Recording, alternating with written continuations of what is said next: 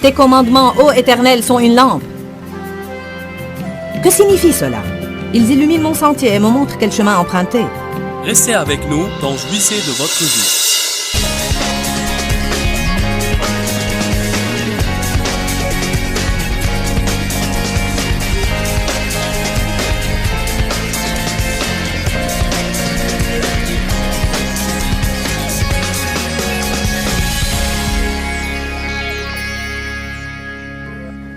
Nos frontières sont nos sécurités, saviez-vous cela?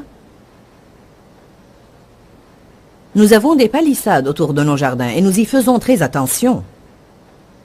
Nous n'aimons pas quand quelqu'un passe par-dessus et fait quelque chose à l'intérieur que nous n'approuvons pas, et pourtant,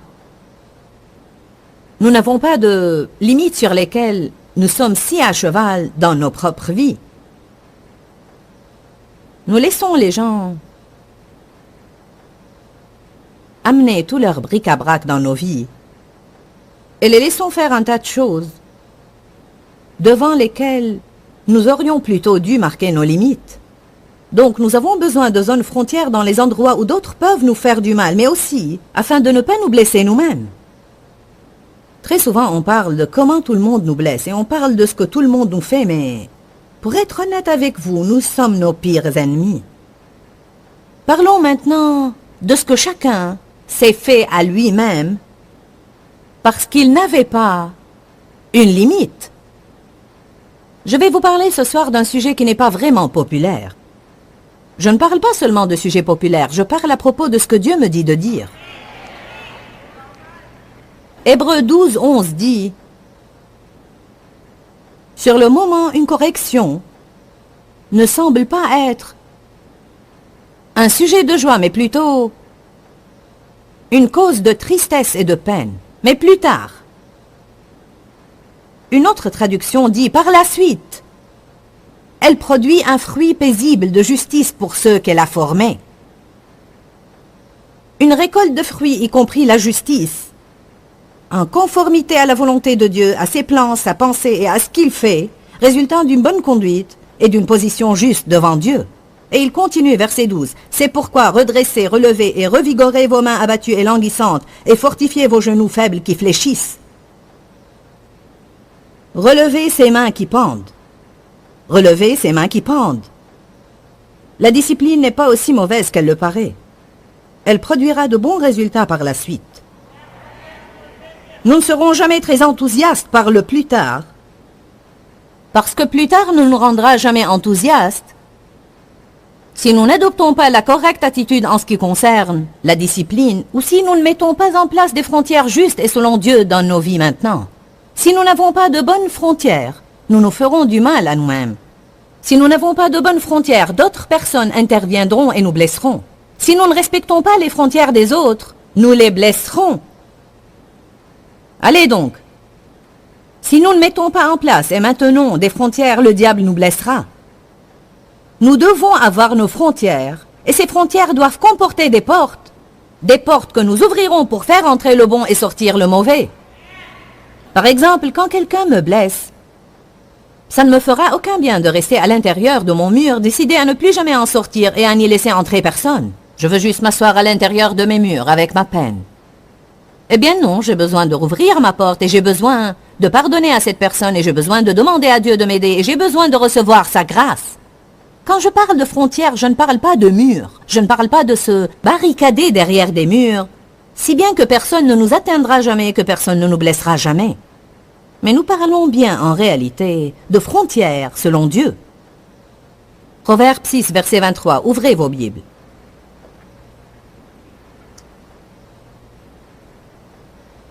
J'ai déjà parlé de ces autres sortes de frontières dans cette série, mais pas encore de cette dernière, qui consiste à prendre possession de notre propre vie en établissant des frontières qui ne nous blesseront pas. Tout le monde aime parler de la mise en place de ces frontières qui permettent de se protéger des autres.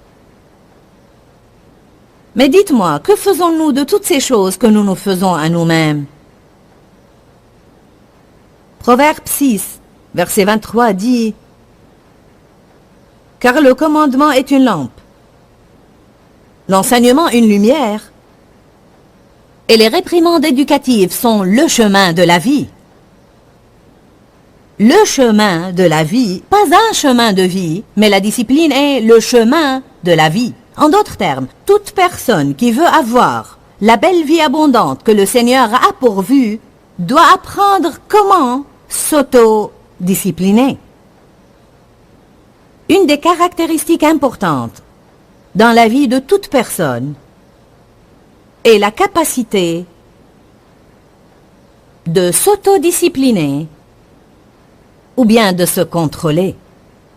Dieu ne nous donne pas le fruit du contrôle d'un autre. Nous n'avons pas à essayer de contrôler la vie des autres. Nous avons besoin de nous contrôler nous-mêmes. Nous devons grandir de telle façon que quoi que les autres fassent, nous serons toujours capables de nous contrôler. De quelle puissance une personne doit-elle faire preuve pour en arriver au point où personne ne pourra lui dérober sa paix, où personne ne pourra la contrarier, où personne ne pourra voler sa joie? Une puissance extraordinaire. Amen. Cela requiert une discipline des émotions et une discipline des pensées. Il y a tant et tant de domaines que nous avons besoin de discipliner. La chose la plus importante que j'aimerais partager avec vous, c'est que vous n'aurez jamais l'impression de faire toujours la bonne chose. En fait, je pourrais même aller beaucoup plus loin et dire que probablement souvent, et peut-être même la plupart du temps, vous n'aurez pas l'impression de faire la bonne chose. Nous avons tant de problèmes dans nos vies quand nous venons au Seigneur, car pendant les années avant Jésus, où nous faisions ce que nous voulions, ce qui n'était pas la bonne chose, et maintenant nous en sommes au plus tard, récoltant le fruit de ce mode de vie qui est sans discipline. Vous voyez, la réalité d'aujourd'hui est le résultat des choix d'hier. Ce qui vous attend demain ou dans l'avenir, dans 1 an ou 2 ans, est certainement le résultat des choix que vous faites maintenant. Et peu importe depuis quand vous faites de mauvais choix, vous pouvez commencer ce soir même à faire le bon choix, et c'est comme ça que vous renverserez la malédiction. On aimerait que la malédiction soit brisée dans nos vies par quelques impositions des mains de quelques prédicateurs, ou par une parole donnée par quelqu'un, ou juste par quelques formules magiques. Mais laissez-moi vous dire cela. Être un vrai chrétien qui réussit, qui est fort, vibrant et victorieux nécessite du travail. Ce n'est pas à travers une vie dans laquelle vous pourrez toujours faire ce que vous voulez, ou dans laquelle vous obtiendrez les choses comme vous les voulez. La plupart du temps, vous aurez à prendre ce livre, et vous aurez à voir ce qu'il dit, et vous aurez à croire Proverbe 6, 23. Tes commandements, ô Éternel, sont une lampe. Que signifie cela? Ils illuminent mon sentier et me montrent quel chemin emprunter. Nous passons par des difficultés car nous avons passé des années à ne pas faire ce que ce livre disait. Et tout l'enseignement de ta loi, une lumière. Tout ce qui est ici apporte la lumière. Et les réprimandes éducatives, la discipline, sont le chemin de la vie. Ce qu'il faut pour avoir cette vie abondante, c'est apprendre ce qu'il dit, et ensuite, que nous le sentions ou pas, nous autodiscipliner pour le faire. Nous ne sommes pas bénis de l'avoir écouté, nous sommes bénis de l'avoir appliqué. Un des plus grands problèmes que nous avons dans l'Église aujourd'hui, c'est que les gens sont, vous savez, ils sont intoxiqués par la connaissance.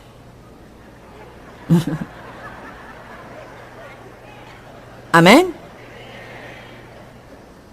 Nous sommes si fiers de ce que nous savons. Nous pouvons à peine attendre que quelqu'un ait fini de parler pour dire ce que nous savons. Vous savez, nous aimons souligner les Écritures, colorier, adopter un code de couleur, du jaune, du rose. Et nous sommes si fiers de nous-mêmes lorsque nous feuilletons notre Bible et que nous tombons sur un passage entièrement colorié, marqué, gribouillé. Cela ne veut pas dire que nous le connaissons bien. Vous pouvez colorier votre Bible, vous pouvez prendre toute une boîte de crayons et colorier votre Bible jusqu'à ce que Jésus revienne. Et ça ne voudra pas dire que vous la connaissez. Vous savez comment savoir si vous la connaissez? Regardez si vous la vivez.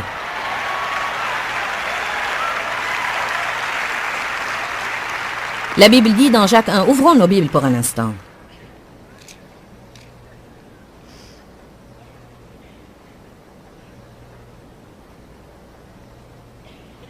Jacques 1, lisons les versets 21 et 22. Rejetez toute souillure et tout excès de méchanceté, et recevez avec toute modestie et douceur la parole. Les personnes fières qui pensent déjà tout savoir ne peuvent pas vraiment recevoir la parole comme il faut. Jacques 1, 21, qui a été planté et enraciné. Pas simplement on entend une fois quelque chose et du coup maintenant on sait parce qu'on s'en rappelle.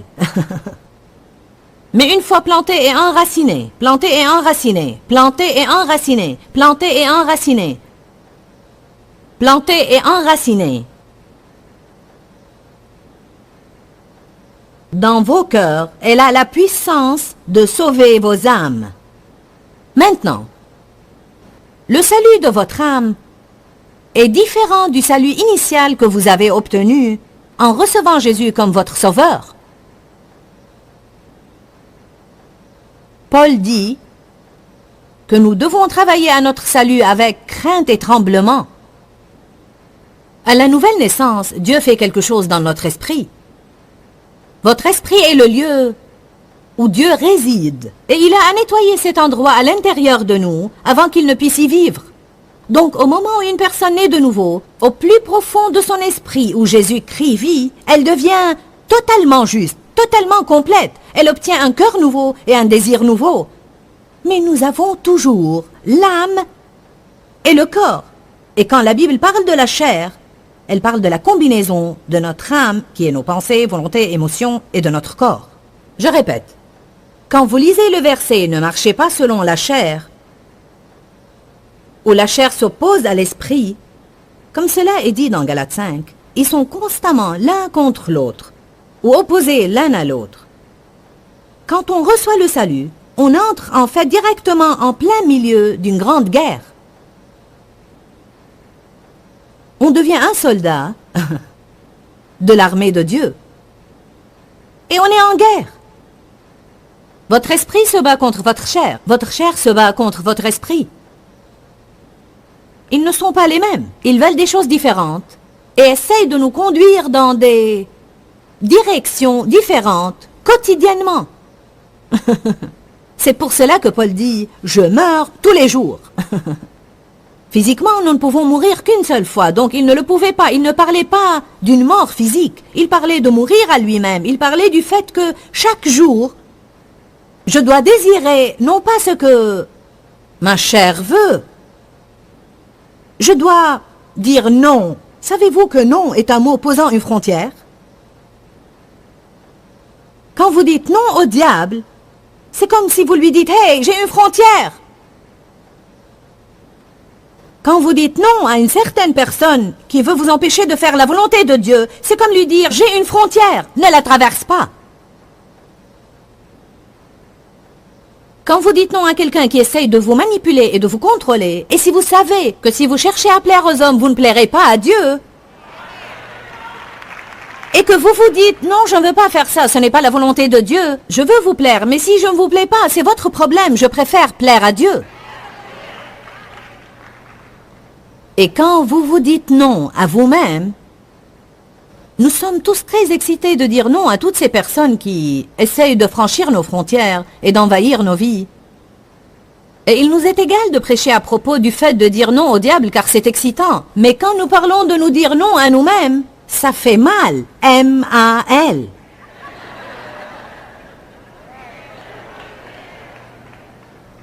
Maintenant, nous allons découvrir ce soir qui seront les enfants de Dieu et qui seront fils et filles de Dieu.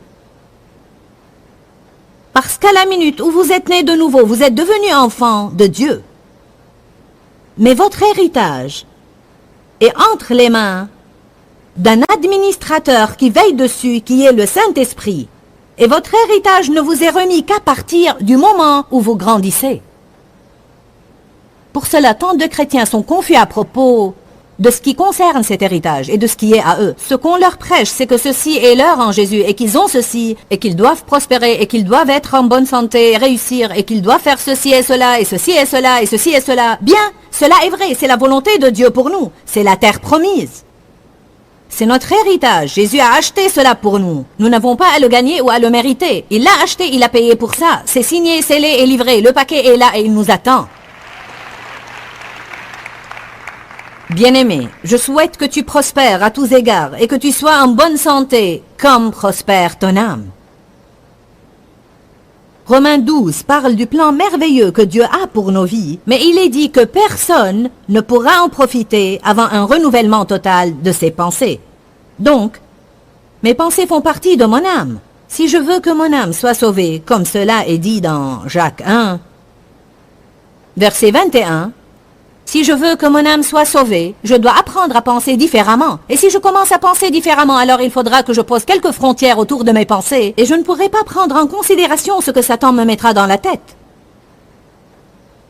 Je ne peux plus penser comme je pensais autrefois. Quand quelqu'un me fait du mal, je ne peux pas me permettre de ne rien faire que penser à ça. Parce que plus j'y penserai, plus je serai contrarié. Et il ne faut pas que je sois contrarié. Plus je penserai à cette personne, plus ça sera difficile de bien la traiter quand je la verrai. Et je ne peux pas me permettre cela, car je désire les plans de Dieu dans ma vie. Et je ne verrai pas les plans de Dieu dans ma vie si je suis rempli d'amertume, de ressentiment et de non-pardon. Recevez cette révélation ce soir. Vous ne recevrez pas les plans de Dieu en ayant les pensées souillées. Allez, recevez cela ce soir. Vous ne les recevrez pas en agissant mal. Personne ne les recevra comme ça. Nous n'allons pas vivre comme Dieu et agir comme le diable. Ouh, c'est bien dit, je vais redire ça. Nous n'allons pas vivre comme Dieu et agir comme le diable. Nous n'allons pas vivre comme Dieu et agir comme le diable.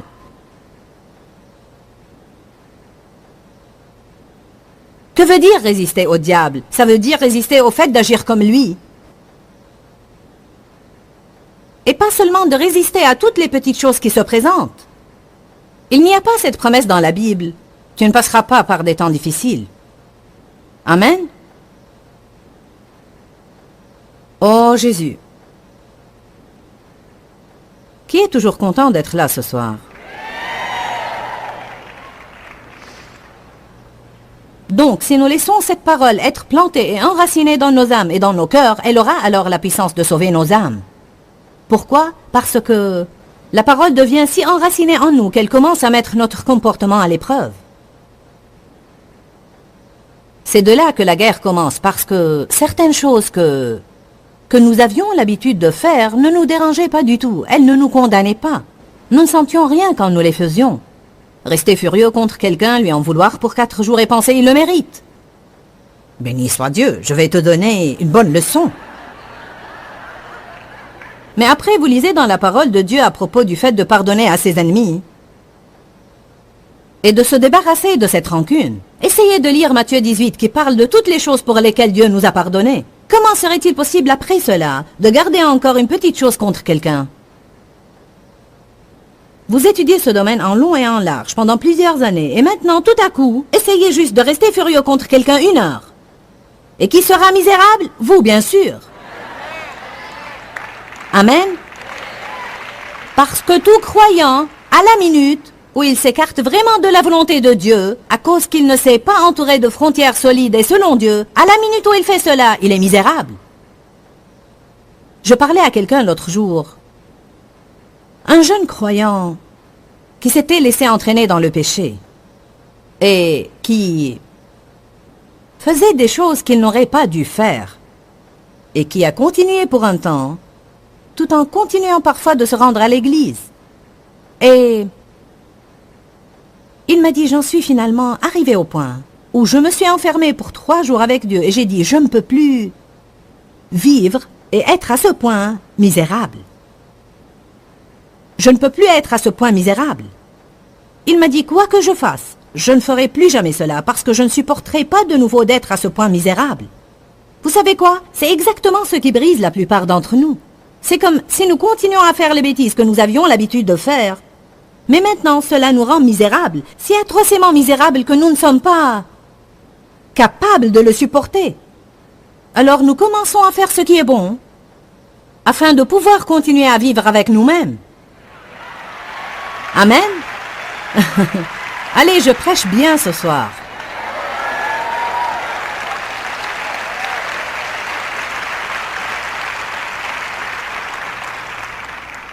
Il est dit ensuite, mais pratiquez la parole, verset 22.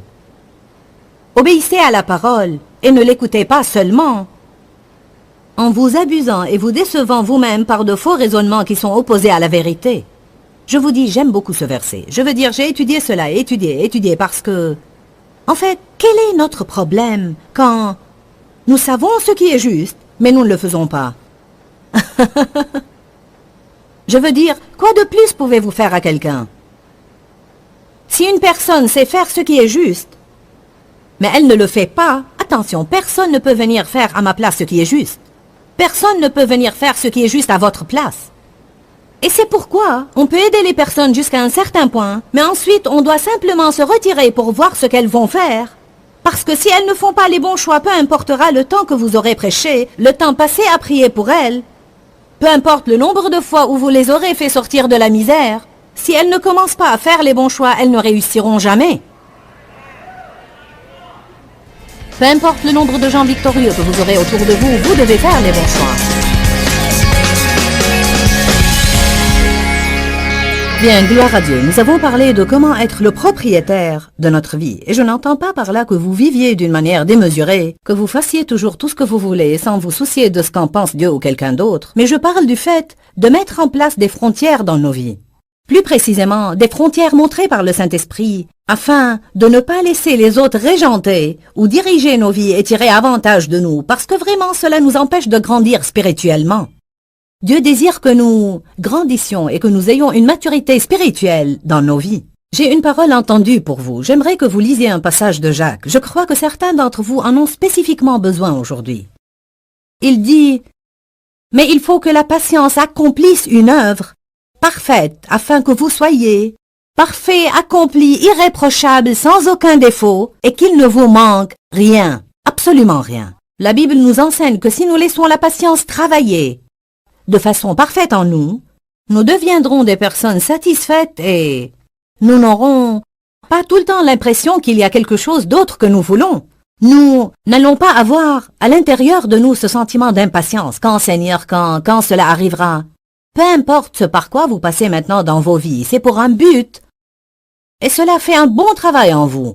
Cela développe ce fruit de patience en vous. Et quand nous sommes complètement patients, ce qui ne se produira pas avant que Jésus ne revienne nous prendre.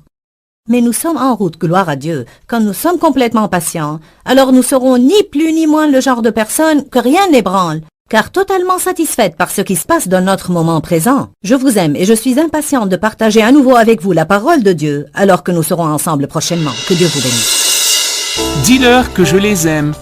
Dans ce livret, Joyce Meyer donne une révélation de l'amour de Dieu pour nous. Pour obtenir ce livret gratuitement, écrivez-nous à Joyce Meyer, boîte postale 40095-6300, Larnaca, Chypre. Ou bien visitez notre site web www.joycemeyer.org/fr.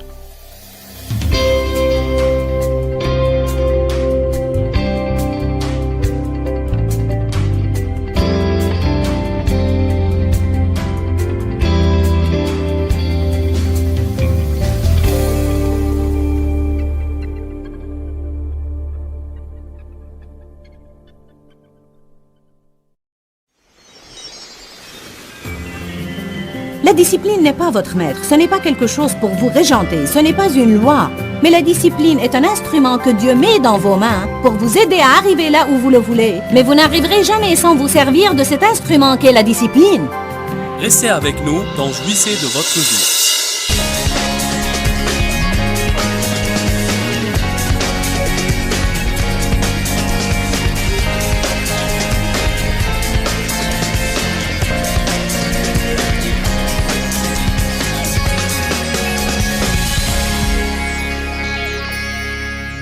Dieu veut que vous ayez quelque chose que les autres vont désirer.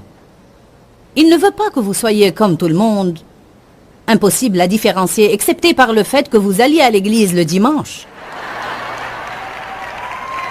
Il y a juste un petit quelque chose en plus à cela. Je parle de pardonner à ses ennemis et d'être aimable avec ceux qui ne le sont pas avec nous, d'être juste rempli de paix et de joie, d'amour, de joie, de paix, de patience, de bonté, de bienveillance, de douceur, d'humilité et de maîtrise de soi.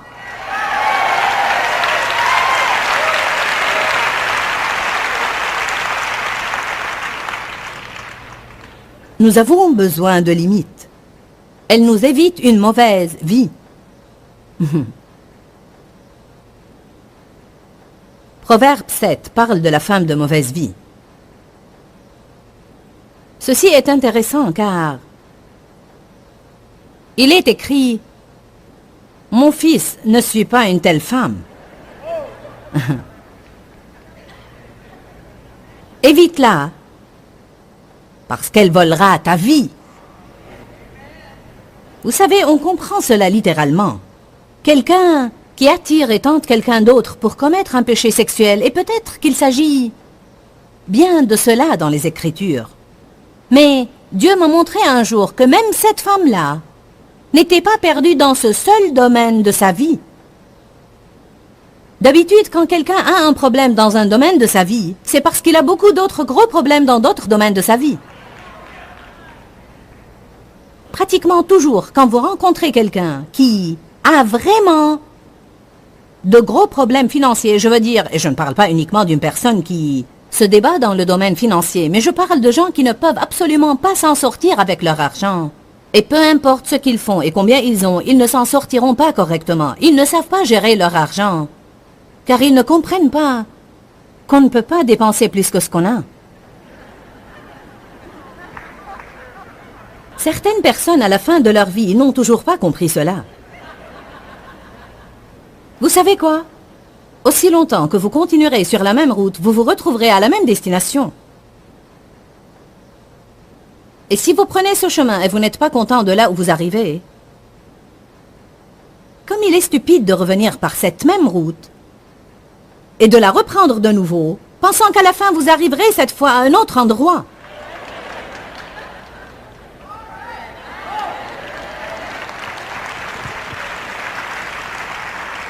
Quand Satan essaie de nous tenter dans certaines choses, vous avez besoin de dire « J'ai été là, fais ça, j'ai le t-shirt. Je suis allé au bout de cette route, je n'aime pas la destination. Non, merci. Non, non, non, non. J'ai placé une limite. »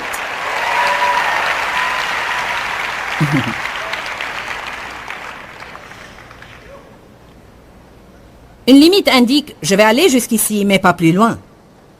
Je ferai ceci pour toi, mais je ne ferai pas cela. » Les limites nous protègent.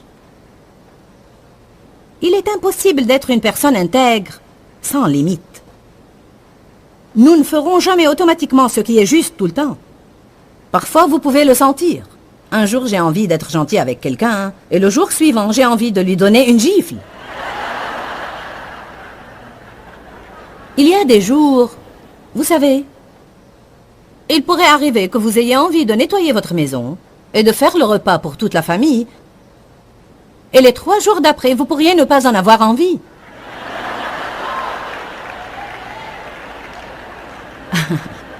Alors vous vous asseyez ces 3 jours-là, vous regardez des feuilletons insipides, sans rien cuisiner pour la famille, et à ce rythme, vous verrez combien de temps vous resterez mariés.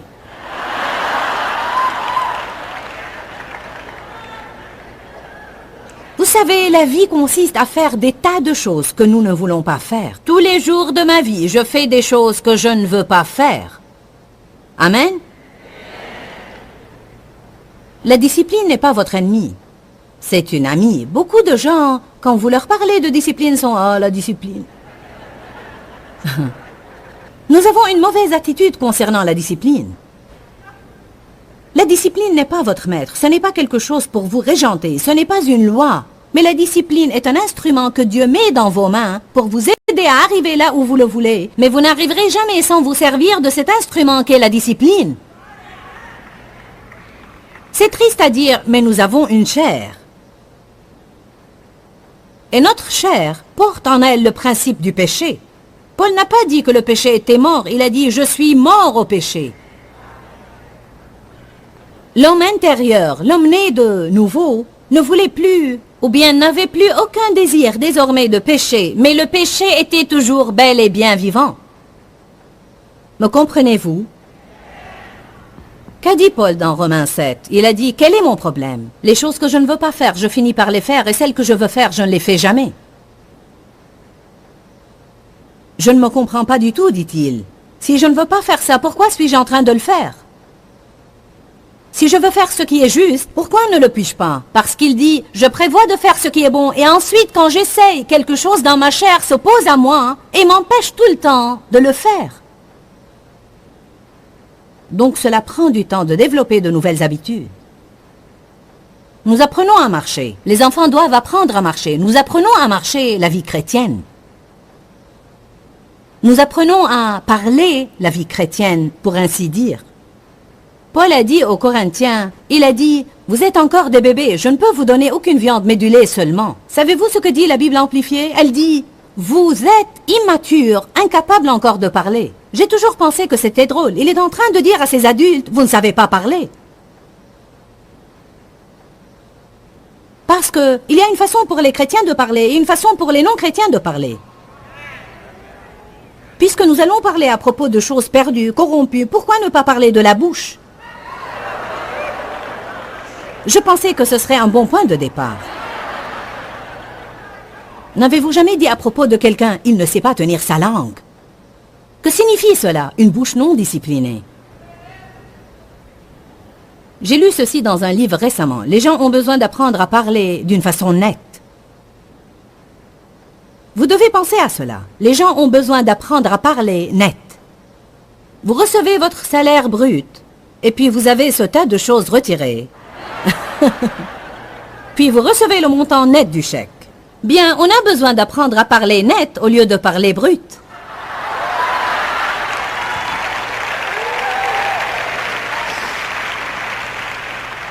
Je crois que parfois on a besoin d'apprendre à faire sortir ce qu'on peut, tout en ne disant que ce qu'on doit vraiment dire. Car ce sont ces autres choses que nous ne devons pas dire qui nous créent des problèmes. Amen.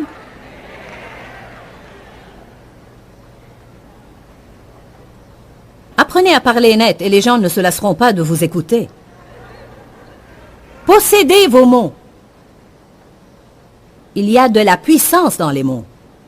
Il y a de la puissance dans toutes les choses que vous avez. Vous devez en être les propriétaires et ne pas les laisser vous posséder. Des choses puissantes qui n'ont pas de direction, qui peuvent faire ce qu'elles veulent, peuvent vous faire mal. Mais si vous possédez quelque chose de puissant à qui vous donnez une direction, cela pourra vous aider. Proverbe 18, verset 21.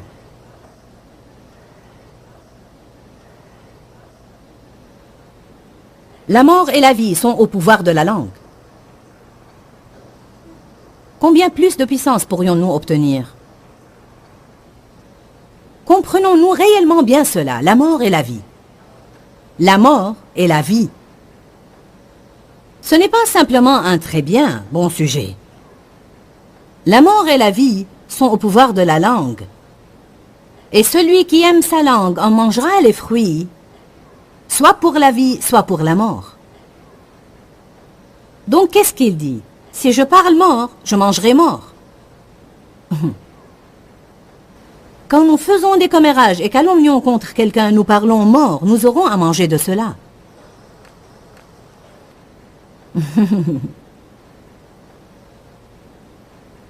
Si je parle vie, alors je mangerai vie. Si je parle bien des autres, cela me fait me sentir mieux. Si je parle négativement, je parle mort et je me sens déprimé et découragé. Si je parle positif, je me fais aller mieux. Donc cette autodiscipline a pour but de nous aider. La discipline ne vole pas de nous, mais elle nous donne.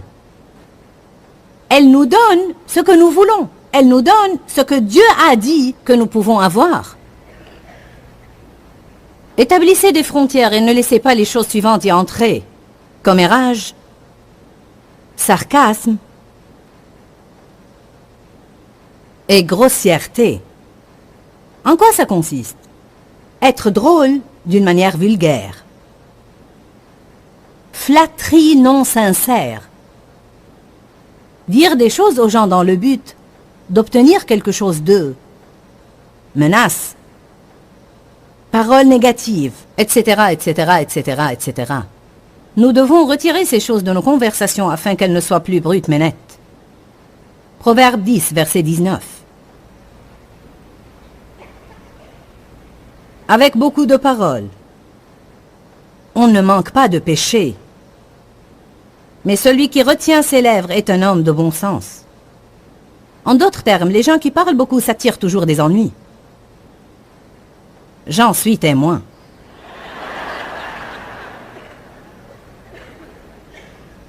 Mais j'essaye. J'ai élaboré un plan. Bon, gloire à Dieu, je dirai seulement ce que je dois vraiment dire. Mais c'est comme si j'oubliais toujours.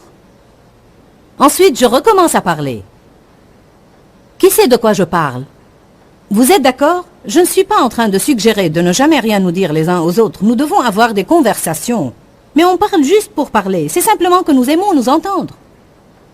Il y a beaucoup de gens qui se parlent à eux-mêmes. Juste parce qu'ils aiment le son de leur voix. Proverbe 13, verset 3. Celui qui surveille sa bouche garde son âme. Celui qui ouvre tout grand ses lèvres court à sa perte. Oh mon Dieu, ça devient bien. Proverbe 21, verset 23.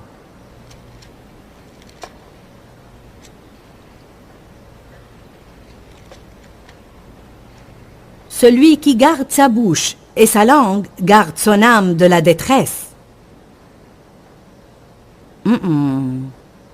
Donc qu'est-ce que cela dit? Si je discipline ma bouche, je vais m'aider moi-même.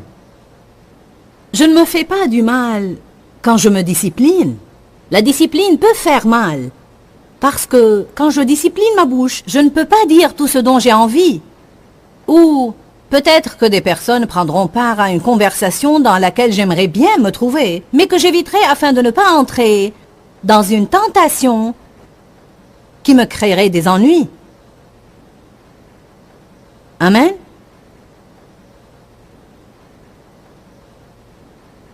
Disciplinez votre bouche. Vous aurez une meilleure vie. Et les désirs. Nous devons discipliner nos désirs. Nous devons tracer des frontières autour de nos désirs. Les désirs sans frontières deviennent des tyrans demandant plus et plus et plus et plus et plus et plus. La chose que vous devez comprendre, c'est que vous ne pourrez pas satisfaire la chair. Elle ne connaît qu'une chose et qu'une chose seulement, plus. Je dois avoir plus. Je dois avoir plus. J'aime raconter l'histoire de cacahuètes enrobées de chocolat, car j'ai appris une leçon à travers ça. En fait, j'aime beaucoup les cacahuètes enrobées de chocolat. Maintenant, ne m'en envoyez pas et ne m'en achetez pas. Parce que si vous le faites, je les donnerai à quelqu'un d'autre. Quelqu'un m'a donné une fois un sac de cacahuètes enrobées de chocolat. Je les ai cachées dans la porte du frigo, dans la partie réservée au beurre. Vous savez, avec un petit rabat qui descend. Car c'était mes cacahuètes. Et je ne voulais pas que ma famille sache où les trouver. J'ai toujours à faire attention à ce que je mange. J'ai toujours eu un métabolisme en état de coma. Donc...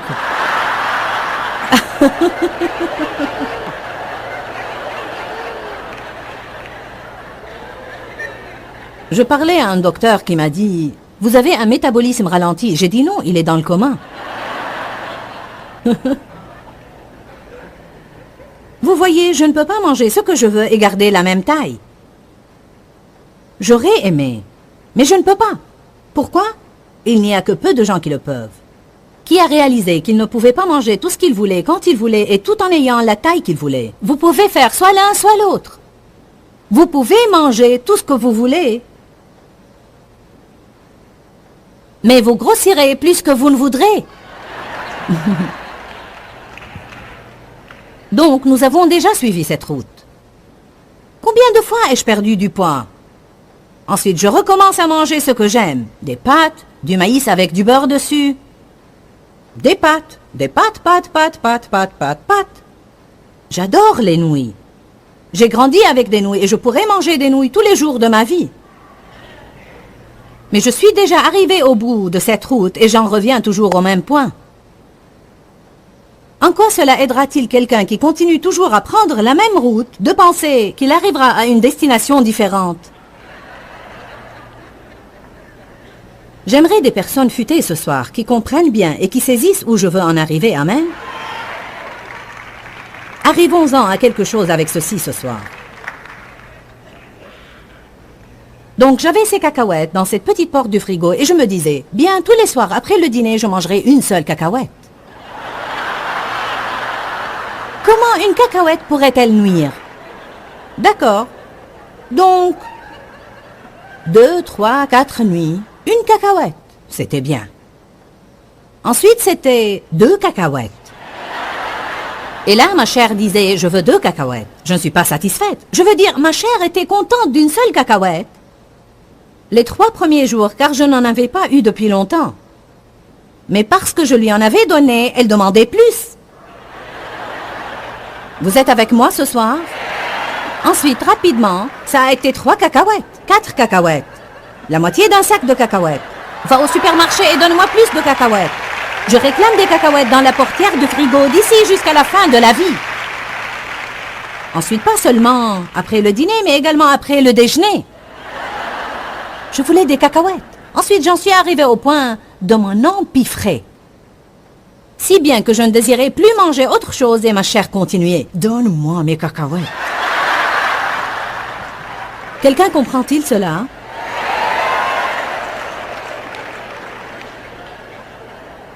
Je mange de ces barres énergétiques car c'est bien mieux que les bonbons. Et donc, je mange des barres énergétiques si je veux quelque chose de sucré. Je ne sais pas pourquoi, mais nous avons tous besoin de quelque chose de sucré après le repas. J'ai pris mon déjeuner aujourd'hui et j'ai terminé bien pleine. Je ne voulais plus manger, je n'avais plus faim. Je suis rentrée dans ma chambre d'hôtel et j'ai vu la barre énergétique. Et j'ai dit, je vais en manger la moitié. Ensuite, je me suis dit, non, je n'ai pas faim. Non! Je me suis fixé une limite. Tu restes sur ton rayon et moi sur mon canapé.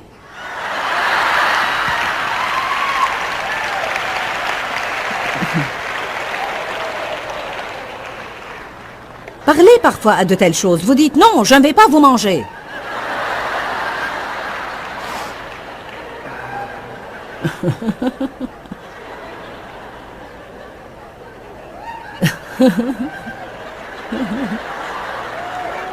Ça peut être amusant, mais c'est vrai.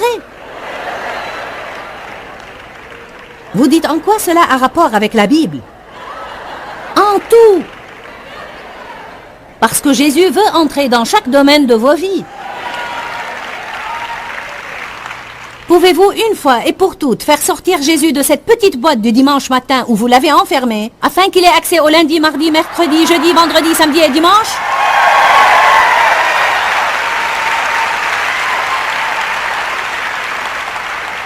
Vous savez, des désirs sans limite deviennent de la convoitise. Le sexe sans limite peut devenir de la perversion. Je parle de quand il inclut des choses comme la pornographie. Et là, quelqu'un qui a déjà été accro à la pornographie vous dira que c'est une chose progressive et que ce qui le stimulait à un moment donné est devenu pire et pire et pire et pire et pire, sans fin et sans limite. Si nous ne plaçons pas quelques limites à nos désirs dès leur début, ils finiront par la suite par nous contrôler. Prenez 1 Jean 2, verset 17.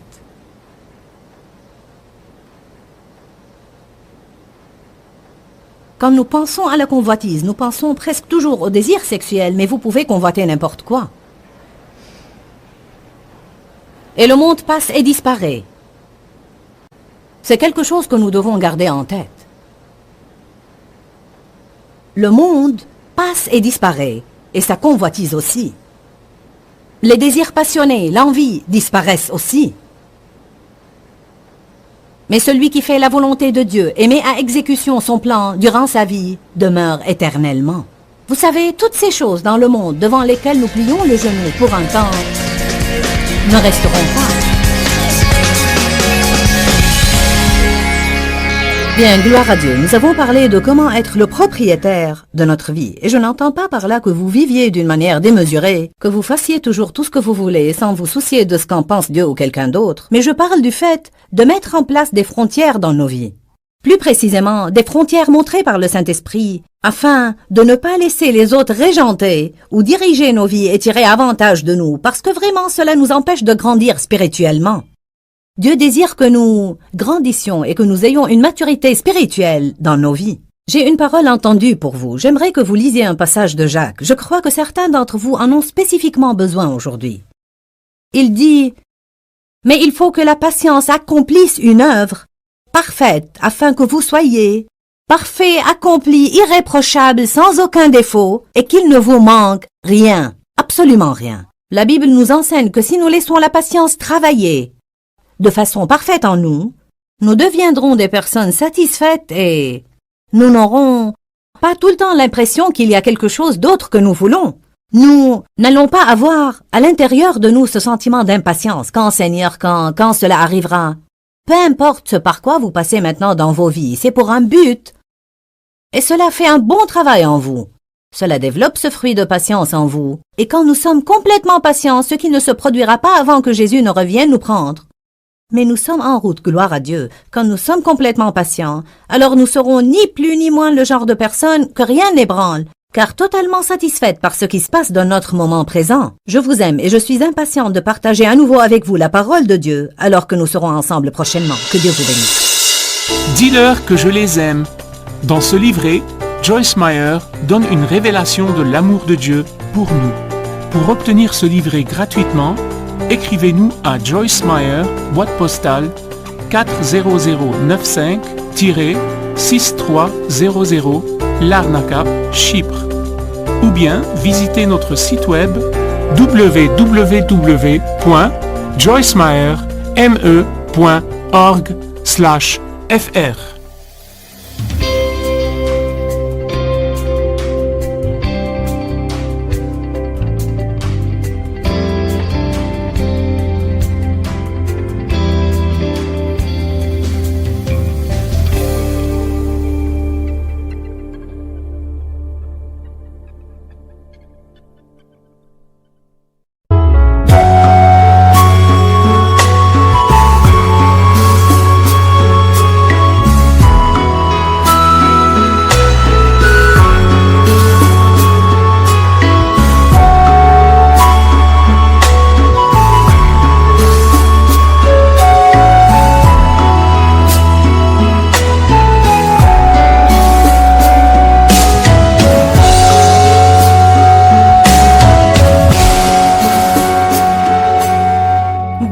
khắp phương trời vẫn nhớ tới quê hương. Người về đây thăm làng trù quê mẹ và làng sen quê cha, xúc động bồi hồi người rơi giọt lệ, thương mái nhà tranh thương đất mẹ nghèo.